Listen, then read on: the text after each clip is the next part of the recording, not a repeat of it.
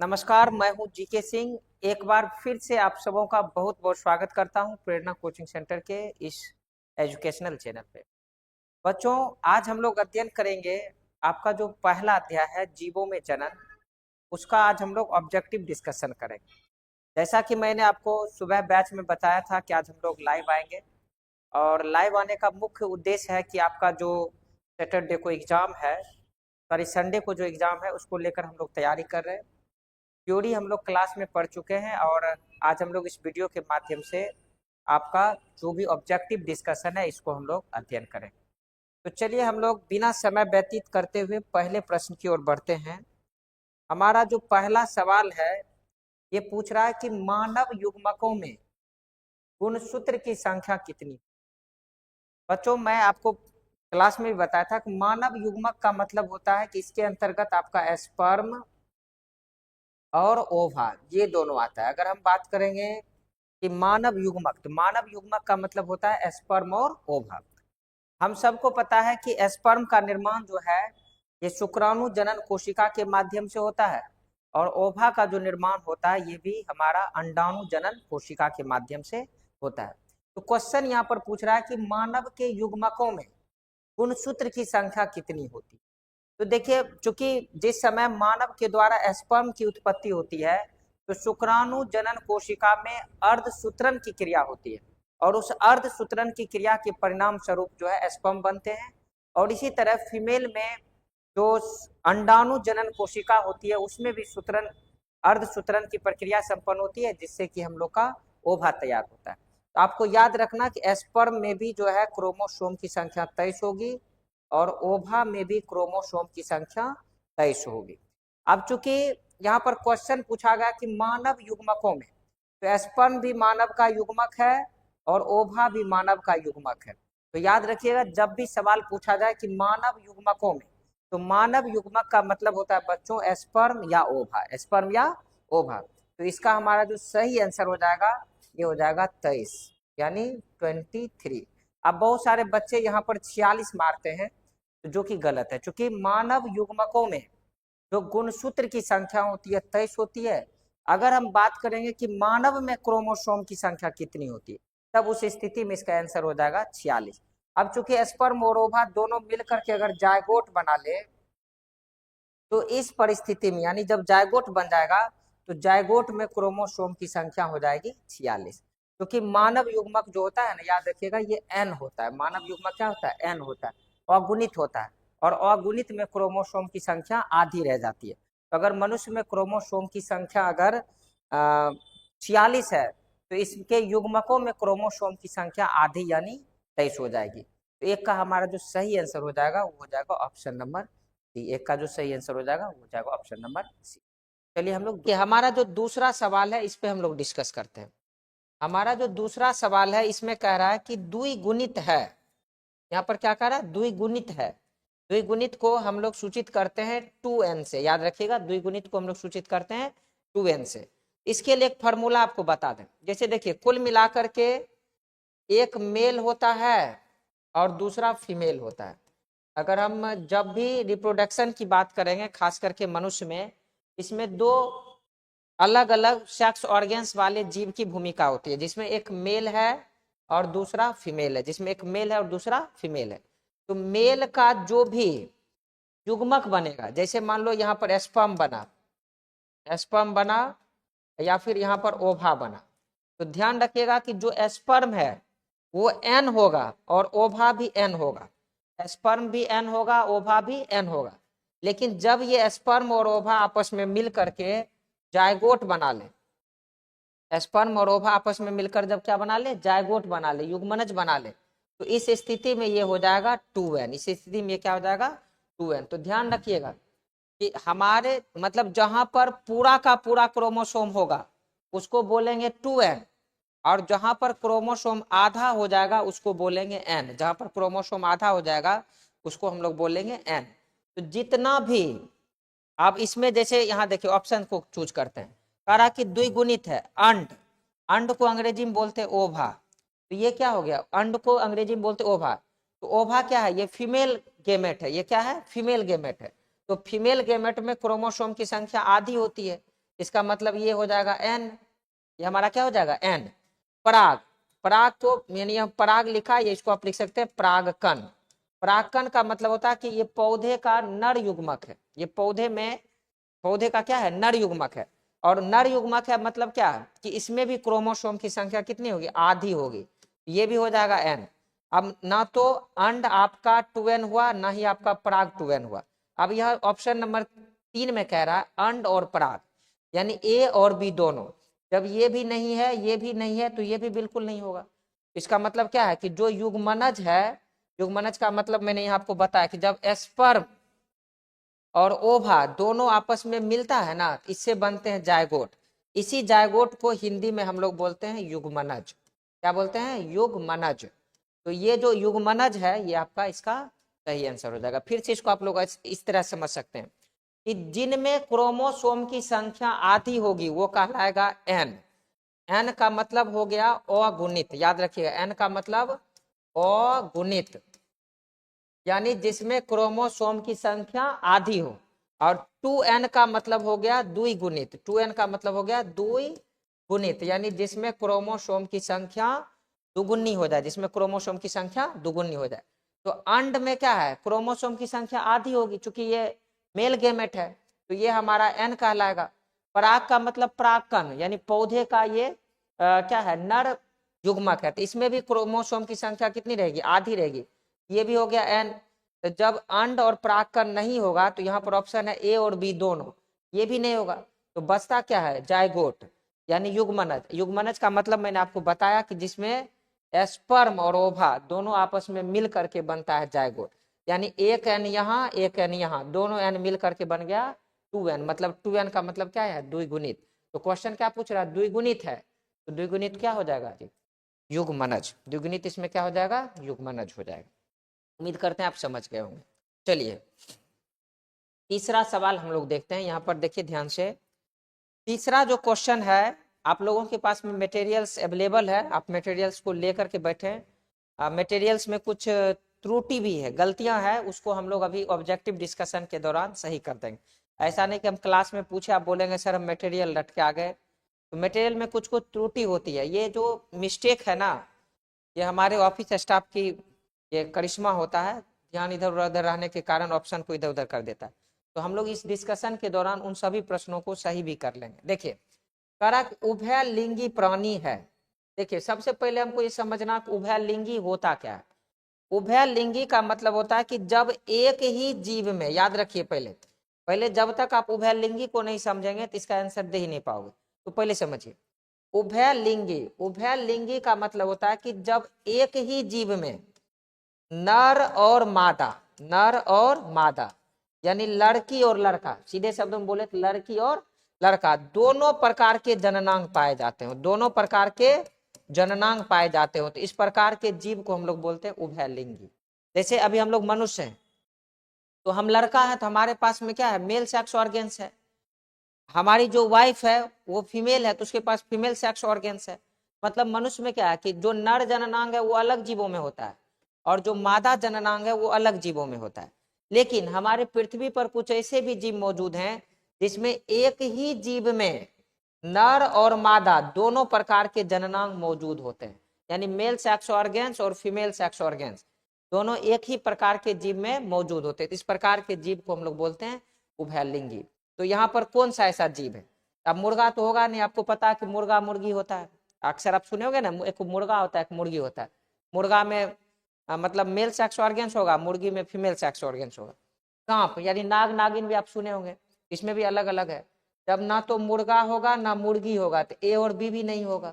इसका मतलब क्या है कि केचुआ एक ऐसा जीव है जिसमें नर और मादा दोनों प्रकार के जननांग पाए जाते हैं, इसलिए इस जीव को हम लोग क्या बोलेंगे, उभयलिंगी। इसलिए इस जीव को हम लोग क्या बोलेंगे, उभयलिंगी।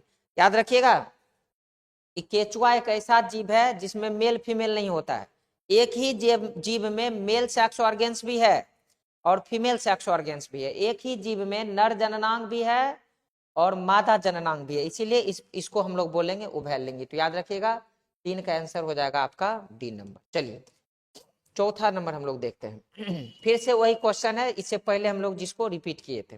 करा कि निम्न में से कौन द्विगुणित संरचना है। जब भी द्विगुणित बोले तो आपके दिमाग में आना चाहिए 2n। 2n का मतलब क्या कि क्रोमोसोम की संख्या दुगुनी होनी चाहिए। तो क्रोमोसोम की संख्या किसमें दुगुनी होगी कि जैसे यहाँ पर लिखा हुआ जायगोट, ZYGOT, जायगोट है ना लिखा हुआ। तो जायगोट का मतलब क्या होगा कि जायगोट का मतलब होता है स्पर्म और ओवा दोनों के आपस में मिलने से जायगोट बनता है। तो स्पर्म में 23 और ओवा में भी 23, यानी एक एन यहाँ एक एन यहाँ, दोनों को मिला देंगे तो हो जाएगा 2n। तो ये क्वेश्चन फिर से रिपीट हुआ। तो कह रहा कि निम्न में से कौन सा द्विगुणित संरचना, तो आंसर हो जाएगा आपका युग्मनज, क्योंकि इसमें क्या है 2n है। अब बाकी अंडाणु में n है, स्पर्म में भी n है, इसमें से सभी तो होगा ही नहीं। तो इसका सही आंसर आपका हो जाएगा ऑप्शन नंबर बी, यानी 4 का सही आंसर हो जाएगा ऑप्शन नंबर बी। इसको याद रखिएगा। चलिए नेक्स्ट सवाल देखते हैं हम लोग। हमारा जो अगला सवाल है कह रहा है कि निम्न में से कौन सा जंतु, यहाँ पर जंतु है, मटेरियल में भी अगर जंत लिखा है तो उसको सही कर लीजिएगा।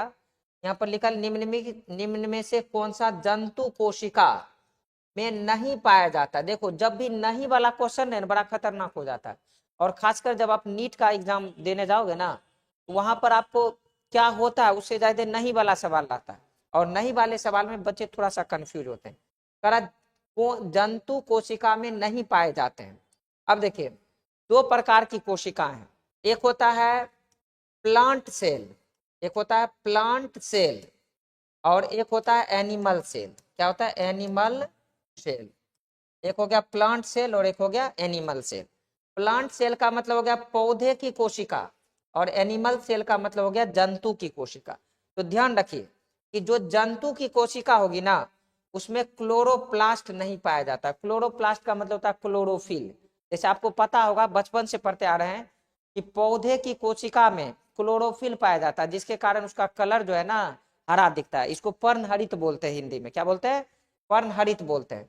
तो ध्यान रखिए। और हम लोग हरा दिखते हैं जी, या तो गोरा है या फिर काला है, समझे। तो हम लोग ऐसा नहीं कि मानव हरा दिखने लगे। तो जो भी जंतु है उसमें क्लोरोप्लास्ट नहीं पाया जाता है, लेकिन जो भी पौधे हैं जो कि हरा आपको दिखता है उसमें क्लोरोप्लास्ट पाए जाते हैं। तो याद रखिएगा जंतु कोशिका में क्लोरोप्लास्ट नहीं पाया जाता। तो क्लोरोप्लास्ट किस में पाया जाता है, तो क्लोरोप्लास्ट पाया जाता है किसमें आपको पौधों में। याद रखिएगा क्लोरोप्लास्ट किसमें पाया जाएगा पौधों में। तो इसका 5 का सही आंसर हो जाएगा ए नंबर। 5 का आंसर हो गया ए नंबर। चलिए नेक्स्ट सवाल हम लोग देखते हैं इसी में कि क्वेश्चन है कि निम्नलिखित में से कौन सा जंतु उभयलिंगी है, सॉरी उभयलिंगी नहीं है। तो उभयलिंगी नहीं है का मतलब क्या हो गया, अभी तुरंत मैंने आपको बताया कि उभयलिंगी का मतलब होता है कि वैसा जीव जिसमें एक ही जीव में नर और मादा दोनों प्रकार के जननांग उपस्थित हो। तो इसमें से खोजिए वैसा जीव कौन सा है जिसमें नर और मादा दोनों अलग अलग हो। तो ध्यान रखिए घरेलू मक्खी, घरेलू मक्खी में नर मक्खी अलग होगी, समझ याद रखिएगा नर मक्खी अलग होगी और इसमें मादा मक्खी जो है वो अलग होगी। तो इसका मतलब क्या हो गया कि ये घरेलू मक्खी क्या है उभयलिंगी नहीं है। जबकि फीता कृमि एक ही जीव में दोनों प्रकार के जननांग होंगे। केचुआ एक ही जीव में दोनों प्रकार के जननांग होंगे। जोक एक ही जीव में दोनों प्रकार के जननांग होते। याद रखिएगा यहाँ पर है उभयलिंगी नहीं है। तो उभयलिंगी कौन नहीं है, जंतु नहीं है, याद रखिए। चलिए नेक्स्ट सवाल हम लोग देखते हैं 7 नंबर। देखिए यहाँ पे सवाल है कि एसिटा बुलेरिया निम्न में से क्या है। देखिए एसिटा बुलेरिया एक जीव का नाम है, याद रखिए एसिटा बुलेरिया जीव का नाम है जिसको जो कि एक शैवाल है, जो कि क्या है एक शैवाल है। याद रखिएगा एसिटा बुलेरिया एक प्रकार का शैवाल है। देखिए इधर हमने पिक्चर इसका बना दिया, आराम से इसको देखिए यही है। ये जो आपको एसिटा बुलेरिया लिखा हुआ ये है। बहुत सारे बच्चे कहते हैं सर हम लोग समझते नहीं है, इसीलिए इसको हम लोग बता दें। देख लीजिए आराम से पिक्चर देखिए, ये जो एक प्रकार का क्या है शैवाल है। ये देखिए पानी में है, समझे, मशरूम टाइप का आपको दिख रहा है, यही आपका क्या है एसिटा बुलेरिया। अगर जूमिंग करना चाहे, शायद जूमिंग नहीं हो रहा, हम करके दिखा दे रहे हैं। देखिए यही है एसिटा बुलेरिया, आराम से इसको आप देख सकते हैं। ये काफी अधिक संख्या में जो है पाया जाता है। तो यहाँ पर क्वेश्चन था कि एसिटा बुलेरिया क्या है, तो एसिटा बुलेरिया एक प्रकार का शैवाल है। चलिए नेक्स्ट क्वेश्चन हम लोग देखते हैं। देखिए यहाँ पर इसी में एक और सवाल है, इसको ध्यान से समझिएगा क्वेश्चन कह रहा है कि शरीर के बाहर होने वाले निषेचन को क्या कहते हैं। बहुत सारे बच्चे निषेचन भी नहीं समझते। निषेचन का मतलब होता है कि जब स्पर्म और ओवा आपस में मिलते हैं तो इसके मिलने की क्रिया को हम लोग निषेचन कहते हैं। अंग्रेजी में बोलते हैं फर्टिलाइजेशन। अंग्रेजी में क्या बोलते हैं? फर्टिलाइजेशन। तो पहले क्या करा, निषेचन को क्या कहते हैं? निषेचन का मतलब होता है स्पर्म यानी नर युग्मक और ओवा यानी मादा युग्मक जब आपस में मिलते हैं तो इसके मिलने की क्रिया को हम लोग बोलते हैं निषेचन। तो ये अब क्वेश्चन क्या कह रहा है कि शरीर के बाहर होने वाले निषेचन को क्या कहते हैं। अक्सर आपने सुना होगा कि जैसे कोई भी बच्चा पैदा होता है तो पुरुष का स्पर्म फीमेल के सेक्स ऑर्गन्स के अंदर प्रवेश कराया जाता है और ओवा भी पहले से महिलाओं के सेक्स ऑर्गन्स में मौजूद रहते हैं और दोनों जब आपस में मिलते हैं फीमेल सेक्स ऑर्गन्स के अंदर, उसके बाद फर्टिलाइजेशन की क्रिया होती है। लेकिन वर्तमान समय में हमारे जो वैज्ञानिक है इतने ज्यादा डेवलप हो गए हैं कि शरीर के बाहर भी स्पर्म और ओवा को मिला सकता है। समझे? तो जो जब शरीर से बाहर स्पर्म और ओवा को मिलाया जाता है तो इस प्रोसेस को हम लोग बोलते हैं इन विट्रो। इस प्रोसेस को हम लोग क्या बोलते हैं? In vitro. आप सोच रहे सर इसकी क्या आवश्यकता पड़ सकती है? जैसे बहुत सारी महिलाएं ऐसी होती है जो कि जिसका जो फिलोपियन ट्यूब होता है जहां पर स्पर्म जमा रहता है वो इतने अधिक संकीर्ण हो जाते हैं कि स्पर्म और ओवा आपस में मिल नहीं पाता। इसमें महिला का दोष हुआ। कुछ पुरुष ऐसे होते हैं जिनका स्पर्म में इतनी ताकत नहीं होती है कि वे यूटेरस से लैंडिंग करने के बाद अपने पूंछ की सहायता से उसका स्पर्म जो है फिलोपियन ट्यूब तक पहुंच सके। यहाँ पर दो केसेस होते हैं। कभी कभी महिलाओं में प्रॉब्लम होता है कि उसका ओवा जो है ना स्पर्म से नहीं मिल पाता क्योंकि फिलोपियन ट्यूब की जो नलिका है वो संकीर्ण हो जाती है। और कभी कभी क्या होता है कि पुरुष में स्पर्म में इतनी ताकत नहीं है तो वे यूटेरस में लैंड करने के बाद फिलोपियन ट्यूब तक पहुंच सके। तो अब ऐसे जो अभिभावक हैं, ऐसे जो पति पत्नी है, दंपति हैं, इनमें बच्चा पैदा कराने के लिए है ना इन विट्रो प्रोसेस को लाया जाता है। इन विट्रो प्रोसेस में क्या होता है कि डॉक्टर मेल के स्पर्म को कलेक्ट करता है और उसकी पत्नी के ओवा को कलेक्ट करता है और इन दोनों को बाहर में कांच की परखनली में रख करके, कांच की परखनली में रख करके जिस प्रकार का वातावरण शरीर के अंदर होता है ना उस प्रकार का वातावरण बनाया जाता है और इसका निषेचन कहाँ होना चाहिए? फिलोपियन ट्यूब में होना चाहिए नेचुरली ढंग से। लेकिन यहाँ पर फिलोपियन ट्यूब में इसका निषेचन ना कराकर इस और स्पर्म और ओवा को क्या किया जाता है?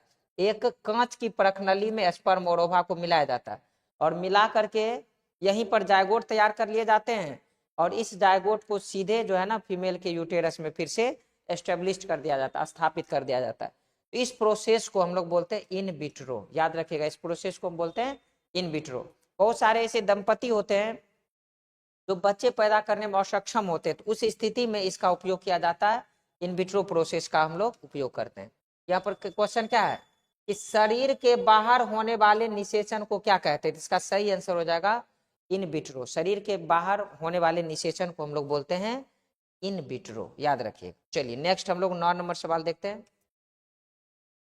अब देखिए मैंने अभी तुरंत बताया कि अंडाणु, अंडाणु का मतलब होता है फीमेल का ओवा का निषेचन। निषेचन का मतलब आपको बताया कि ये ओवा जब स्पर्म से मिल जाएगा इस प्रक्रिया को निषेचन कहते हैं। कहता है डैश में होता है, मतलब कहाँ होता है। यानी अब आप लोग के भी दिमाग में होगा कि आप का स्पर्म और किसी महिला का ओवा फीमेल के किस सेक्स ऑर्गन्स में जाकर के आपस में मिलता है। तो याद रखिएगा ये मिलता है कहाँ पर? फिलोपियन ट्यूब में। फैलोपियन ट्यूब में, फैलोपियन ट्यूब में। और देखिए फिलोपियन ट्यूब किधर है? फिलोपियन ट्यूब ये हिस्सा होता है, यहाँ जो हमने क्लिक करा दोनों साइड है, ये हिस्सा को हम लोग बोलते हैं फिलोपियन ट्यूब। यहाँ पर देखिए इसमें होता क्या है, आपके पेनिस के माध्यम से स्पर्म को यहाँ रिलीज किया जाता है। देखिए ध्यान से, यहाँ पर लगभग 65 लाख की संख्या में स्पर्म को पुरुष के द्वारा रिलीज किया जाता है यहाँ पर।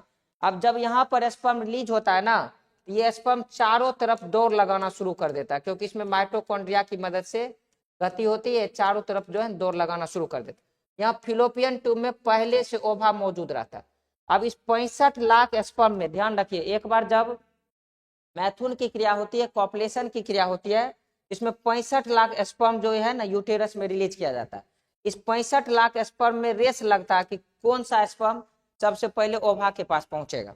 इसमें से कोई एक स्पर्म जो है ना जाकर के ओवा के साथ मिल जाता है, और जब ओवा के साथ मिलता है ना तो इस क्रिया को हम लोग बोलते हैं निषेचन यानी फर्टिलाइजेशन।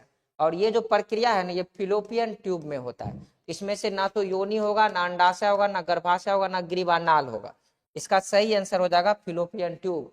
अपने अपने ऑब्जेक्टिव में इसको सही कर लीजिए। यहाँ पर ऑप्शन चारों के चारों गलत है। इसका सही आंसर हो जाएगा फिलोपियन ट्यूब। देखिए हमारा जो नेक्स्ट सवाल है 10 नंबर, इसको देखते हैं ध्यान से। कहता है एक्रोसोम, हिंदी में बोलते हैं अग्रपुंजक पाए जाते हैं। अब एक्रोसोम जो है ना ये पाया जाता है स्पर्म में। अब होता क्या देख लीजिए। जैसे आपका जो स्पर्म होता है ना इसकी आकृति इस प्रकार से होती है, देखिए ध्यान से। हमारा जो स्पर्म होता है इसकी आकृति कुछ इस प्रकार से होती है, समझे। हमारा जो स्पर्म होता है इसकी कुछ आकृति आपको इस प्रकार से देखने को मिलेगी, समझे ना। तो अब इसमें क्या है, अग्रपुंजक स्पर्म का जो आगे वाला भाग है, आगे वाला भाग का मतलब यहाँ वाला जो आपको भाग दिख रहा है ये आगे वाला भाग, इस आगे वाले भाग को ही हम लोग बोलते हैं एक्रोसोम। तो ध्यान रखिए स्पर्म का जो आगे वाला भाग है, मतलब ये वाला जो आपको शिरा दिख रहा है, इस आगे वाले भाग को हम लोग बोलते हैं एक्रोसोम। तो क्वेश्चन क्या पूछा कि अग्रपुंजक अंग्रेजी में बोलते हैं एक्रोसोम पाए जाते, तो किसमें पाए जाएंगे जी, शुक्राणु में। ये जो आपको चित्र है ये स्पर्म का चित्र है।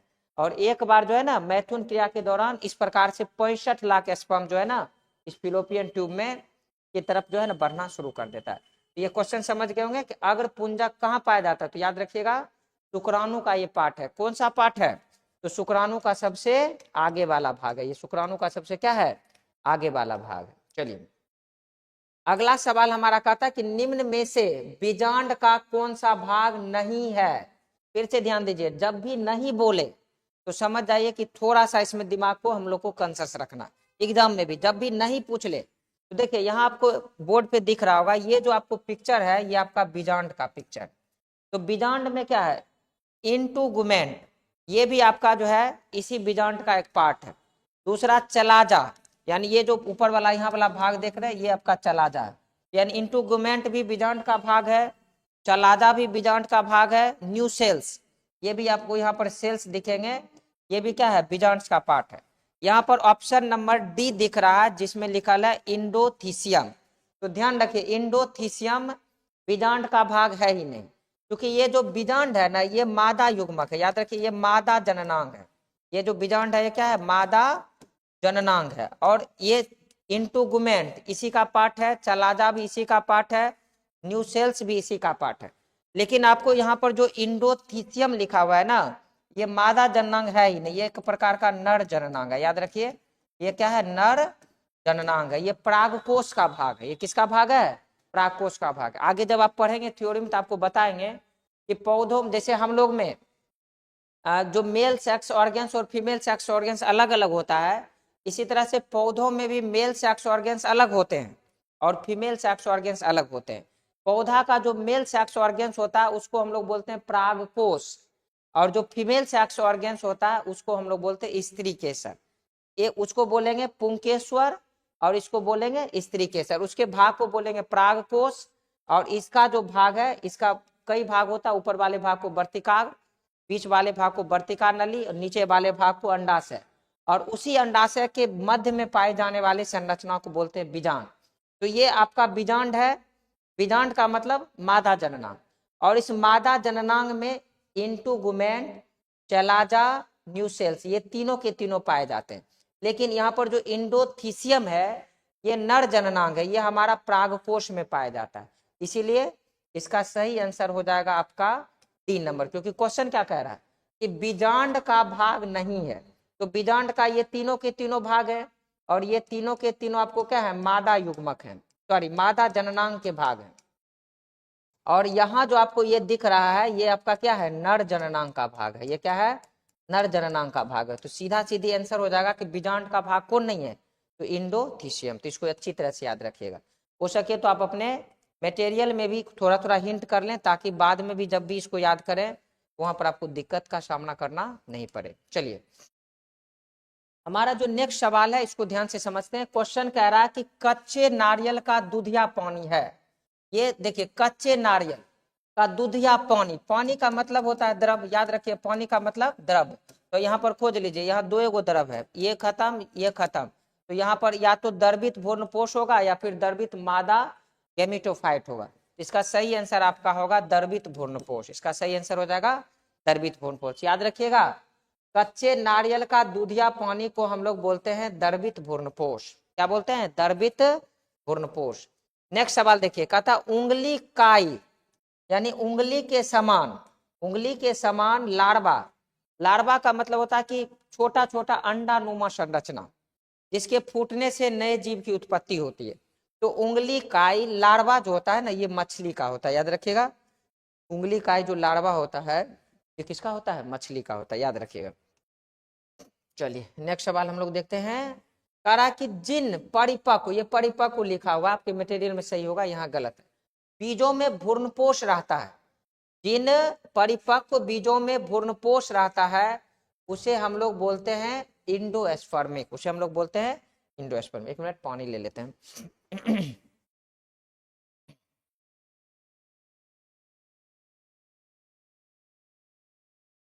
चलिए क्या क्वेश्चन है, ध्यान से समझिएगा। कह रहा कि जिन परिपक्व बीजों में भ्रूणपोष रहता है उसे हम लोग बोलते हैं इंडोस्पर्मिक, उसे हम लोग क्या बोलेंगे? इंडोस्पर्मिक।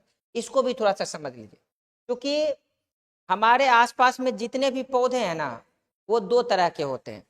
पौधा होगा ना, ध्यान से समझिए, इसको आसान भाषा में हम समझाते हैं कि आप समझ सकते हैं। पौधा दो प्रकार का, एक पौधा होगा जिसमें बीज के माध्यम से, याद रखिएगा, बीज के माध्यम से नए पौधे की उत्पत्ति होगी। और एक पौधा होगा उसमें पौधा के ही माध्यम से, यानी पौधे के किसी भाग के माध्यम से, पौधे के किसी भाग के माध्यम से, याद रखिएगा, पौधे के ही किसी भाग के माध्यम से नए पौधे की उत्पत्ति होगी। तो पौधे दो प्रकार के, एक पौधे में क्या होगा? बीज बनेगा और उसी बीज से नए पौधे की उत्पत्ति होगी, याद रखिए।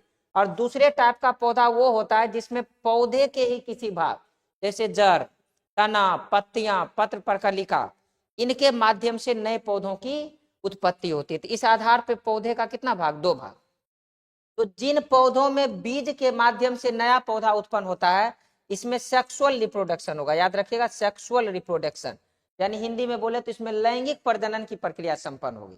लेकिन जिन पौधों में पौधों के ही किसी भाग से नए पौधे की उत्पत्ति हो रही है, उसमें अलैंगिक यानी एसेक्सुअल रिप्रोडक्शन की प्रक्रिया संपन्न होगी। इसमें क्या होगा? एसेक्सुअल रिप्रोडक्शन की प्रक्रिया संपन्न होगी। तो बहुत बड़ी बात है, इसको फिर से समझिए।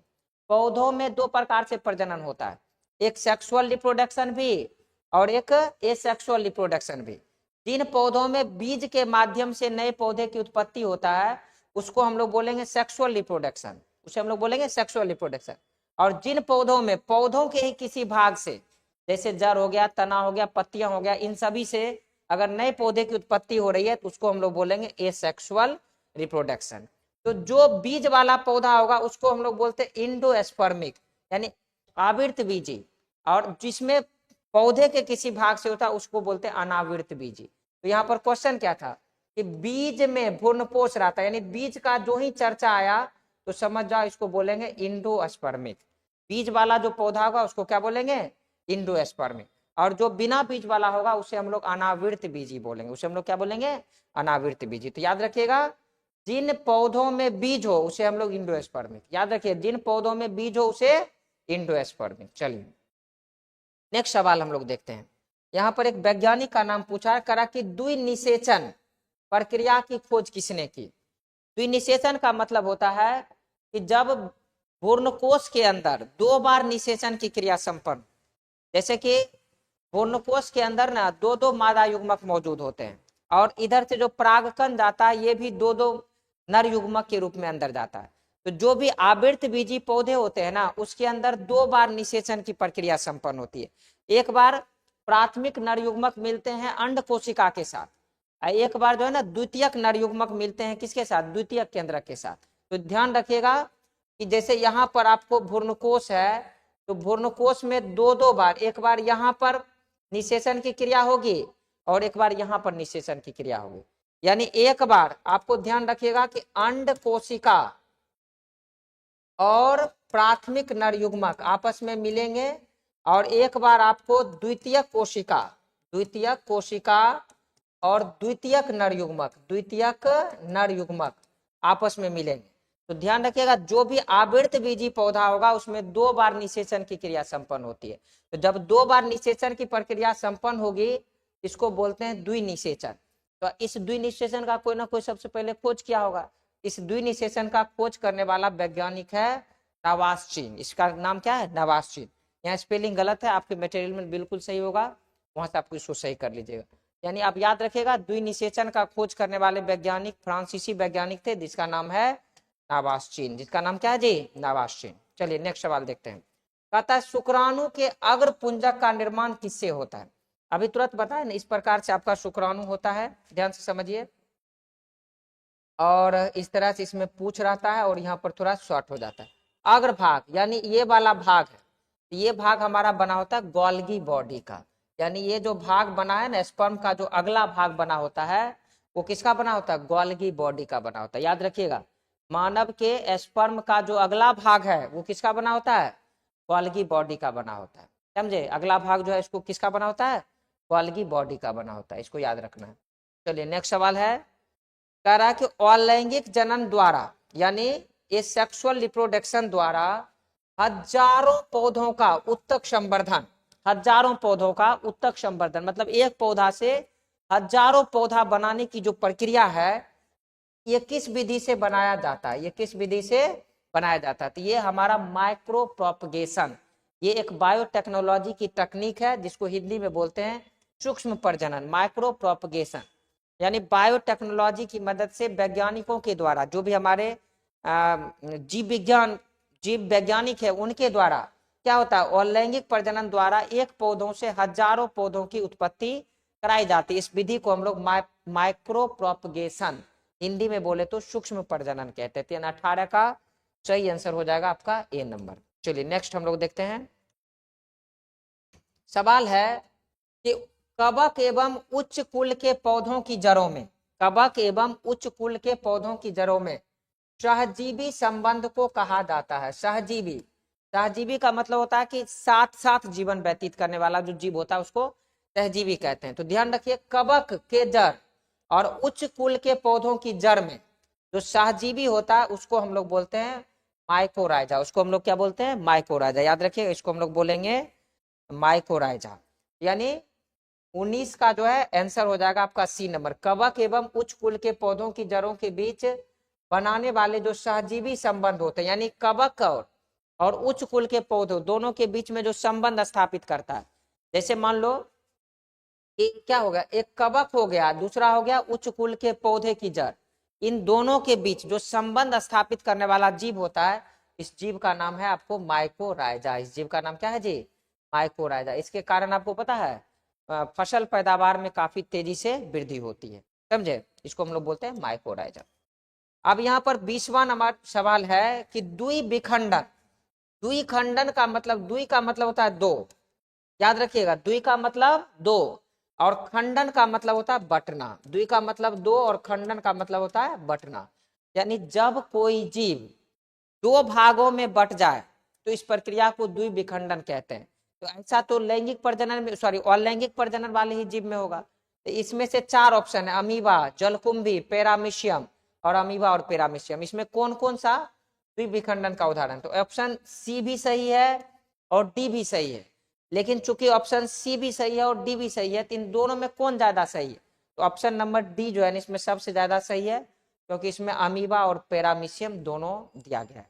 तो ध्यान रखिएगा, आगे हम आपको थ्योरी में बताएंगे, आगे हम लोग प्रजनन शुरू करेंगे मंडे से, इसमें हम लोग ये जानेंगे कि द्विविखंडन मतलब जब कोई जीव 2 भागों में बट जाए और अपने ही समान नई संतति को जन्म दे, तो इस प्रोसेस को हम लोग बोलते हैं द्विविखंडन, यानी बाइनरी फिजन।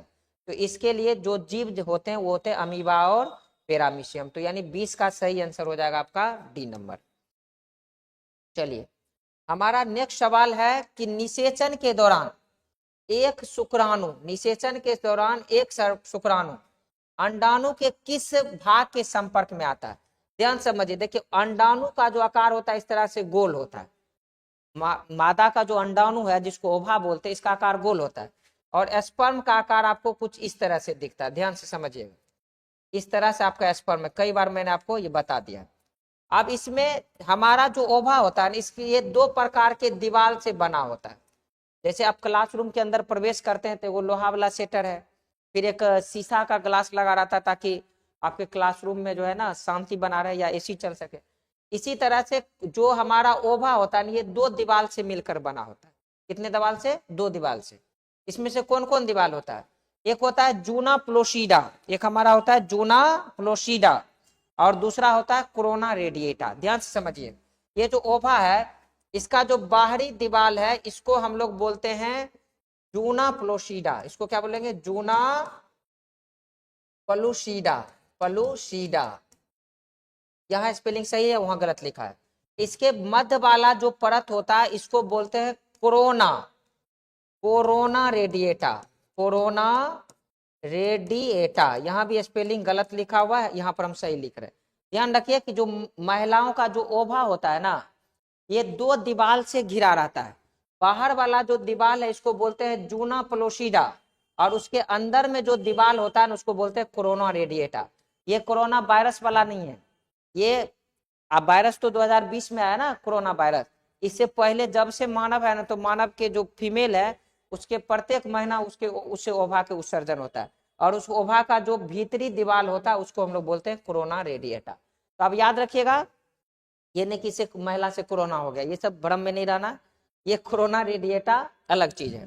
तो ध्यान रखिए, ये हमारा क्या है कि जो भी ओवा है वो दो दीवार से मिलकर बना है। एक कौन हो गया जी? जूना प्लोसीडा। बाहरी दीवार को हम लोग क्या बोलेंगे? जूना प्लोसीडा। और जो इसके अंदर वाला दीवार है इसको हम लोग बोलेंगे कोरोना रेडिएटा। अंदर वाला जो दीवार है इसको हम लोग बोलेंगे कोरोना रेडिएटा। अब यहाँ पर क्वेश्चन क्या कर रहा है कि निषेचन के दौरान, निषेचन का मतलब है कि अब स्पर्म और ओवा आपस में मिलेगा। निषेचन का मतलब स्पर्म और ओवा आपस में मिलेगा। अंडाणु मतलब ये भाग किसके संपर्क में आता है? तो अंडाणु जो है सबसे पहले अंडाणु स्पर्म जो है सबसे पहले अंडाणु के किसके संपर्क में आएगा? तो सबसे बाहरी भाग क्या दिख रहा है आपको? यहाँ जूना प्लोसीडा दिख रहा है। तो सबसे पहले यह स्पर्म जो है किसके संपर्क में आएगा जी? ओवा के। तो याद रखिएगा जूना प्लोसीडा के संपर्क में आएगा। तो यानी यहाँ पर ऑप्शन नंबर ए है कि निषेचन के दौरान, निषेचन का मतलब जब स्पर्म और ओवा आपस में मिलेगा तो इस मिलने के दौरान सबसे पहले हमारा जो ये स्पर्म है ना ये ओवा के जूना प्लोसीडा के भाग के संपर्क में आएगा। तो आंसर नंबर हो जाएगा ऑप्शन नंबर ए। उम्मीद करते हैं इसको अच्छी तरह से हम लोग समझ गए होंगे। चलिए अब हम लोग नेक्स्ट देखते हैं। हमारा जो ये 22वां नंबर सवाल है, कहता पौधों में अलैंगिक जनन निम्न में से किस विधि द्वारा होता है? अलैंगिक जनन का मतलब समझ लीजिएगा, मैंने इससे पूर्व भी आपको बताया कि पौधों में दो प्रकार के जनन होंगे। जब पौधों में बीज के माध्यम से नए जीव की उत्पत्ति होगी उसमें लैंगिक प्रजनन होगा। और जब पौधों में बीज के अतिरिक्त पौधे के किसी अन्य भाग जैसे जड़, तना, पत्तियां, पत्र, परकलिका, इन सभी के माध्यम से नए जीव की उत्पत्ति होगी तो उसे हम लोग बोलेंगे अलैंगिक प्रजनन। तो कहता है नीचे में से कौन कौन विधि है? तो विभाजन भी एक अलैंगिक प्रजनन की विधि है, मुकुलन भी विधि है, विखंडन भी विधि है, इसका मतलब सब विधि है। तो ऑप्शन नंबर हो जाएगा इसका डी। याद रखिएगा 22 का ऑप्शन नंबर डी हो जाएगा। तो हम आगे बताएंगे अलैंगिक प्रजनन के कुल मिलाकर 6 पार्ट होते हैं, फिर उस 6 पार्ट के कई पार्ट होते हैं। अभी क्लास में थ्योरी चल रहा है वहां पे इसको देख लेंगे। तो इसमें याद रखिएगा अलैंगिक प्रजनन विभाजन भी होगा, मुकुलन भी होगा, विखंडन भी होगा, यानी इसका आंसर हो जाएगा उपरयुक्त कभी, यानी 22 का आंसर हो जाएगा आपका डी नंबर। चलिए नेक्स्ट हम लोग 23 नंबर सवाल देखते हैं। कारा युग्मक में भाग लेने वाली संरचना को क्या कहते हैं? युग्मक में भाग लेने वाली जो संरचना होती है इसमें क्या क्या भाग लेगा? नर युग्मक भी भाग लेगा, यानी नर युग्मक मतलब स्पर्म भाग लेगा, और मादा युग्मक मतलब ओवा भी भाग लेगा। इसका मतलब हो गया कि ए और बी दोनों, तो यानी इसका सही आंसर हो जाएगा सी नंबर। याद रखिएगा कि युग्मक में भाग लेने वाली संरचना को, तो युग्मक में तो नर का भी युग्मक भाग लेगा और मादा का भी युग्मक भाग लेगा। तो नर युग्मक ए नंबर में ऑप्शन है, मादा युग्मक बी नंबर में है, और सी नंबर में ए और बी दोनों। तो इसका सही आंसर हो जाएगा ए और बी दोनों। तो याद रखिएगा 23 का ऑप्शन नंबर सी। कहता है सल्क कंद किसका उदाहरण है? तो समझ लीजिए सल्ककंद प्याज का उदाहरण है। सल्ककंद किसका उदाहरण है जी? प्याज का उदाहरण। हम आगे जब अलैंगिक प्रजनन की अलग अलग प्रकार की विधि बताएंगे थ्योरी में, उसमें आपको बताएंगे कि कई इसके पार्ट होते हैं, परकंद, शलकंद, बहुत सारे, अदरक, प्याज, लहसुन, इन सबों का उदाहरण देंगे। तो फिलहाल आप याद रखिएगा कि जो शल्ककंद है ये इसका उदाहरण क्या हो जाएगा जी? प्याज हो जाएगा। वो हम आपको एग्जाम में लिखाएंगे। चलिए यहाँ पर 25 नंबर क्वेश्चन है कि लैंगिक जनन की इकाई है। लैंगिक जनन की इकाई, इकाई को अंग्रेजी में बोलते हैं यूनिट। याद रखिएगा इकाई को बोलते हैं यूनिट। यूनिट का मतलब होता है सबसे न्यूनतम। जैसे कि हमारे शरीर की सबसे जो न्यूनतम पार्ट है उसको हम लोग, जो यूनिट है उसको बोलते हैं कोशिका। इसी तरह से लैंगिक जनन की जो सबसे न्यूनतम इकाई है उसको हम लोग क्या बोलेंगे? तो लैंगिक जनन की जो सबसे न्यूनतम इकाई होगी उसको हम लोग बोलेंगे अगुणित युग्मक। उसको हम लोग क्या बोलेंगे? अगुणित युग्मक। याद रखिएगा उसको हम लोग क्या बोलेंगे? 25 नंबर, इसको हम लोग क्या बोलेंगे जी? अगुणित युग्मक। चलिए अब इसको हम अगुणित युग्मक क्यों माने? देखिए अगुणित युग्मक का मतलब क्या होगा? इसमें एक पार्ट आ जाएगा स्पर्म और दूसरा पार्ट हो जाएगा ओवा। तो स्पर्म भी एन है और ओवा भी एन है। इसका मतलब क्या कि अगुणित युग्मक होगा। तो लैंगिक यानी यूनिट का मतलब क्या? जो सबसे छोटी इकाई। तो सेक्सुअल रिप्रोडक्शन की जो सबसे छोटी इकाई होगी या तो वो स्पर्म हो सकता है या फिर ओवा हो सकता है।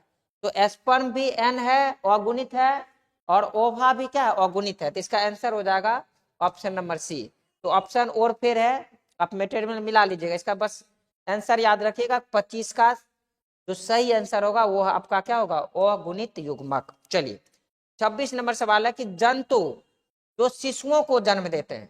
देखिए जंतु जो शिशु को जन्म देंगे इसको हम लोग बोलते हैं जरायुज। याद रखिएगा, यानी शिशुओं को जन्म देने वाले जंतु को जरायुज बोलते हैं। जैसे हम लोग भी एक जरायुज है, हम लोग मनुष्य भी क्या है? एक जरायुज का उदाहरण है। याद रखिएगा शिशुओं को जन्म देने वाले को बोलते हैं जरायुज। कहता कायिक जनन की कृत्रिम विधि कौन सी है? इसमें से सभी हो जाएगा। कायिक का मतलब क्या होता है कि किसी भी मतलब पौधों को भाग को लेकर के उससे नए पौधों को उगाना कायिक प्रजनन कहलाता है। तो रोपण भी इसका एग्जाम्पल हो जाएगा, कलम लगाना भी हो जाएगा, उत्तक संवर्धन भी हो जाएगा। यानी इसका सही आंसर हो जाएगा ऑप्शन नंबर डी। यानी 27 का आंसर हो जाएगा डी नंबर। कहता जनक के समान जीव को, ध्यान रखिए जब भी जनक के समान जीव की बात करें इसको हम लोग बोलते हैं कोलोन। याद रखिएगा जो जीव हूबहू अपने जनक के समान हो जाए उसको हम लोग बोलते हैं कोलोन। इससे क्या प्राप्त हो सकता है? तो विखंडन के द्वारा प्राप्त हो सकता है। विखंडन में क्या? जैसे मान लो यहाँ पर एक जीव है, इसके अंदर डीएनए है, और ये जीव क्या हुआ कि दो बराबर भागों में बट करके दो नए नए जीव की उत्पत्ति करा दिया। तो एक जीव आपका बन गया यहाँ और एक जीव बन गया यहाँ। तो ये हो गया आपका जनक, ये हो गया जनक, और ये हो गया संतति, यानी इसका जो है नया प्रोडक्ट हो गया। तो इस जीव का जो भी स्ट्रक्चर्स होगा ये स्ट्रक्चर इसमें भी मिलता जुलता दिखेगा और यही स्ट्रक्चर इसमें भी मिलता जुलता दिखेगा। इसका मतलब क्या है? जनक के समान जीव प्राप्त हो सकते हैं किस प्रक्रिया के माध्यम से? विखंडन के माध्यम से। याद रखिएगा किसमें?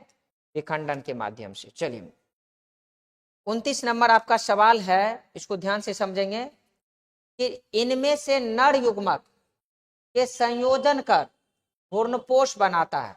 अब देखिए नर युग्मक से संयोजन कर जो है भ्रूणपोष बनाता है। तो देखिए इसमें थोड़ा सा समझना पड़ेगा। जैसे कि मैं आपको पहले भी बताया था कि भ्रूण कोश के अंदर ये जो आपको संरचना इसको बोलते हैं भ्रूण कोश। आगे जब पढ़ेंगे तो धीरे धीरे इसे बहुत आसान हो जाएगा, अभी आपको थोड़ा सा कठिन लगता है। ये क्या है? बीजांड के अंदर वाला एक भाग है जिसको हम लोग बोलते हैं भ्रूण कोश। भ्रूण कोश, इस भ्रूण कोश के अंदर क्या कह रहा है कि नर युग्मक, जब नर युग्मक के संयोजन से, यानी इसमें दो प्रकार के युग्मक पाए जाते हैं, इसको बोलते हैं अंड कोशिका, और यहाँ बीच में भी एक कोशिका पाया जाएगा, इसको हम लोग बोलते हैं द्वितीयक केंद्रक। इसको हम लोग बोलेंगे द्वितीयक केंद्रक, इसको हम लोग बोलेंगे द्वितीयक केंद्रक। तो यहाँ पर क्वेश्चन क्या कह रहा है कि जब नर युग्मक इस द्वितीयक केंद्रक के साथ मिलेगा, जब नर युग्मक यानी ये जो नर युग्मक है ये किसके साथ मिलेगा? द्वितीयक केंद्रक के साथ मिलेगा। द्वितीयक केंद्रक के साथ मिलेगा नर युग्मक। तो इस स्थिति में हमारा बन जाता है भ्रूणपोष। इस स्थिति में हमारा क्या बन जाता है? भ्रूणपोष। तो आप क्वेश्चन को समझिए, कहता इसमें से कौन नर युग्मक के से संयोजन कर भ्रूणपोष बनाता है? तो कौन का मतलब यहाँ पर हो जाएगा द्वितीयक केंद्रक। यहाँ पर देख लीजिए, आपको इधर पिक्चर से दिख रहा होगा, ये बीच वाले भाग को बोलते हैं द्वितीयक केंद्रक। इस द्वितीयक केंद्रक के साथ जब नर युग्मक मिलता है, ये दोनों मिलकर के बना लेता है भ्रूणपोष। क्या बना लेता है? भ्रूणपोष। तो क्या सीखे कि जब भ्रूणकोष के अंदर वाला द्वितीयक केंद्रक नर युग्मक के साथ मिलता है तो इससे बन जाता है भ्रूणपोष। तो क्वेश्चन में क्या पूछ रहा है? इसमें से कौन सा नर युग्मक से संयोजन कर भ्रूणपोष बनाता है? तो नर युग्मक के साथ कौन मिलेगा जी? नर युग्मक के साथ मिलेगा द्वितीयक केंद्रक, और ये दोनों आपस में मिलकर के क्या बना लेगा? भ्रूणपोष। याद रखिएगा, ये दोनों आपस में मिलकर बना लेगा भ्रूणपोष। चलिए, और आज के वीडियो का ये अंतिम सवाल होगा, इसको हम लोग देख लेते हैं। इसमें है कि स्तनधारी के शुक्राणु के मध्य भाग में क्या पाया जाता है?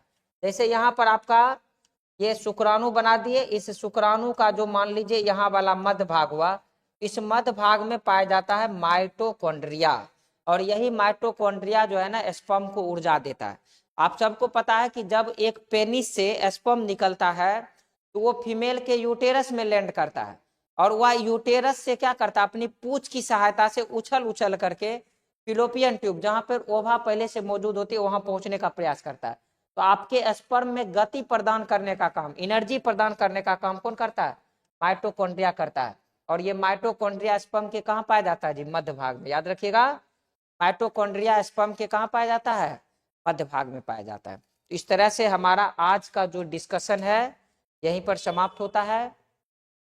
अब फिर से मैं आपसे इसका जो पार्ट 2 वीडियो होगा उसमें मिलेंगे, और 31 से लेकर के 60 जो ऑब्जेक्टिव है उसका डिस्कशन कराएंगे। और आप लोग से उम्मीद करेंगे कि इस वीडियो को अच्छी तरह से आप समझें।